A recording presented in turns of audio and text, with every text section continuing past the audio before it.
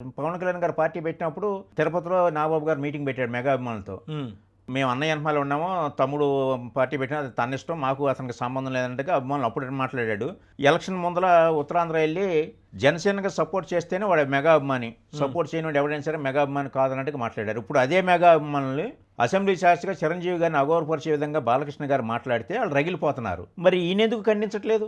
మరి పవన్ కళ్యాణ్ గారు మరి ఈ రచ్చంతా ఎందుకు లేని చెప్పేసి అంటారు. మనం వచ్చేసరి మరి గెలుస్తామో లేదో తెలియదు, డిప్యూటీ సీఎం హోదా పోద్దేమో, మనకి అంగు ఆర్భాటం పోతుందేమో, సరే ఎట్లాగలా ఉండి మళ్ళీ మోడీ గారి సమక్షంలో మరి తర్వాత రాజకీయం చేయొచ్చు అని చెప్పి కాముగా ఉన్నారా?